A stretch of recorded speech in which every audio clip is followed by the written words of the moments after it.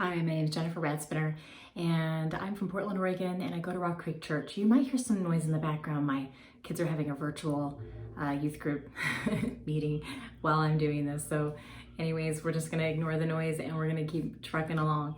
So 2 days ago, God gave me a word for today, Sunday, May 17th, and the word was celebration. And then this morning, he expanded on it a little bit more and he said, every day is a good day for a celebration. I thought, well, God, what are you up to? Then I began to have a bit of a dream, and I saw God dressed in bright yellow, and he was reaching out his hand, and between God and then in this little vision, it was me. So between God and myself, there was this valley, and he told me it was the valley of disappointment. He said, I want to pull you from where you are over here into this place of joy. And he called it the fields of joy. He was wearing bright yellow. He extended out his hand and he said, come on with me. And he began to talk to me. He said, the valley of disappointment is a really dangerous place to stay. And so that was between myself and this place of joy. And then where I was, what I realized was I was in this place of uncertainty. Just the times that we're living in, we're in quarantine, and the COVID pandemic is happening. And no matter where you stand on that, that's okay. But there is just like, I'm a feeler, and I can feel a lot of things. I'm sensitive that way. So like even in the atmosphere, there's just things that I'm feeling, like depression and fear and just anxiety and just that feeling of uncertainty. We don't know what tomorrow really is going to look like. We don't know what next year is going to look like. You know, department stores are closing. It's more challenging to get in and get groceries. We've got a lot of protocol. I just learned that there's a gal in our local area who has a job, but she's living in her car now. You know, a lot of things are changing for a lot of people around the world, and our world may never look the same. We just don't know. And so I just love that God was showing me himself in this bright yellow color, which to me is just such a joyful color. And he said, come from this place where we're being bombarded with all kinds of information, a lot of different voices speaking at us, a lot of news, information, you name it. And so I believe that this is a divine invitation from the Lord for us to step into, and we just need to take his hand and say yes. And he wants to pull us right over the valley of disappointment, that we would not stay in a place of feeling disappointed about what's going on. And he said to me, he said, I want to party with my people. I want to dance like there's no tomorrow. And I want to boogie all night long. So God really wants to have fun. He is excited actually about these times. He's not worried. I think what's important is that, so this year, 2020, the Hebraic numbers, I believe are 5870, but it could be 5780. I don't know, either way. But what those numbers stand for this year is it's the year of the voice. So not only is God wanting to seriously activate our own voices and have us rise up and just be obedient to what he's saying to us, first and foremost, it's really just critical that we are just pressing in and able to hear his voice. And I know sometimes it can feel like challenging to hear his voice, but I just want to release an easiness on that. We are not created for hearing God's voice to be hard. Now, sometimes he's going to be quiet. It's a relation. He doesn't have to always be talking, although he has a lot to say, and he is communicating to us.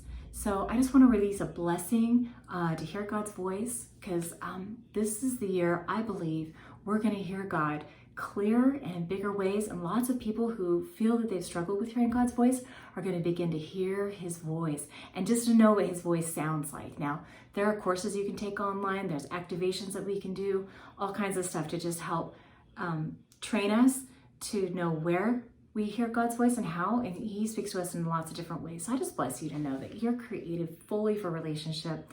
And for you, stop partnering. If you feel like it's hard for you to hear God's voice, maybe just stop partnering with that and just begin to bless yourself and say, you know what, God, I'm actually going to start believing that you created me for relationship with you. So therefore, we don't have much of a relationship if I don't hear you. So I'm going to trust you that you are speaking to me and that I have the ability myself to hear you. That might be a good place to start. So, but here's this invitation to celebrate and to party with God. Now, what's interesting is that today is May 17th. God just began to show me a few things. I actually received a word in 2017. I was in Culver with my family. We went there to watch the eclipse. Big deal. And we were in a great spot for watching the eclipse. Well, I had no idea, never seen an eclipse before. It was pretty awesome and different. It was weird, like the whole light was weird. But it was a cool experience. So after the sun completely disappeared and the first sliver of light came on the other side of the moon, I literally could not speak for 45 minutes. And so I had to go. I just went and I just knew I had this word. I had to start writing down this word, and I was seeing things in the spirit. And the word is on my phone, so I'm actually not going to read that to you, but I can send that to anybody who wants. But it was about, God showed me angels in construction gear, and they had shovels and they had all kinds of equipment and tools. Then there were also big pieces of machinery that were it's like a big march across America. So God told me, he said, I'm excavating America to uncover the glory of this nation. And lots of things in the word about that God's resetting America, that the old glitches, the old functions are going to be actually obsolete, and we're not going to even be able to find them, that there are upgrades from heaven that are being released all over the place. And so the old functions are going to be hard to find and obsolete. New upgrades, new functions, God's resetting America. So and it's just a really encouraging, exciting word. Well, I got that in 2017, and I've been sitting on that word for 3 years now. If you're a prophetic person, you know, you're kind of going a little crazy on all the numbers, but today is May 17th of all things. And what God showed me was that he brought me back to what I had seen, which I've been seeing, but the angels in construction gear. And there are people like Seth Dahl. He is a children's minister from Bethel.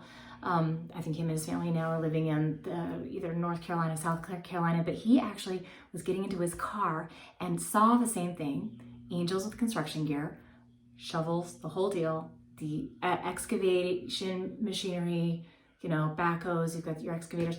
Anyway, he saw all that, and he actually said, I don't ever do this, but he released this word and put it on, I think maybe, I don't know where he put it. I haven't actually heard of it. My sister did. But anyway, so people are seeing the same thing. But here, God showed me, he's like, their hard hats were yellow, bright yellow. Their safety vests were bright yellow.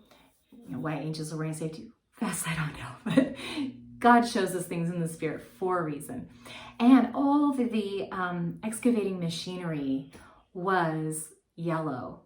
And so what I want to just release is that God is doing great things. We don't know, like I said, what tomorrow's going to look like. We don't know what next year's going to look like. The world is changing. But this is the thing. We know God, and we know that he has always something up his sleeve, and he wins every time. And we get to partner with the joy invitation that he's extending in this time. So I just want to release that word. Hopefully this blesses you. All we have to do is accept the invitation. He's extending his hand, and he's saying, come on, I want you to cross over from where you are. I want to pull you over here so we can party in these joy fields and just celebrate and celebrate. Have a great time. I want to encourage anybody who feels like it. Put on some good music. You know, the song Get the Shackles Off My Feet So I Can Dance is a fun one. But you don't even have to play Christian music. Whatever music is fun, put some music on, have a dance party with Jesus. Let's partner with this joy, because I'm going to tell you, that's one of the best ways to really tick the devil off, is by us partnering with joy. It's such a bummer for him, but it's so fun for us. And just to partner and to know we've all got faith, so we can believe whatever he releases and imparts to us. We have the faith that we need. And you may not feel like much is happening in your life right now. You might feel really stagnant. You might feel like you don't even know what to do with your time. You might feel hardship just working at home and figuring that all out and not being with people like we're used to. But let's step into the joy party that God is asking us to. Let's do it. Let's not wait. Let's have some fun with God, and let's just dance the night away, dance like there's no tomorrow, boogie all night long. Come on, God is fun. The Bible is really clear that God likes a good party. All right, have a great night, have a great party. All right, catch you later, bye-bye.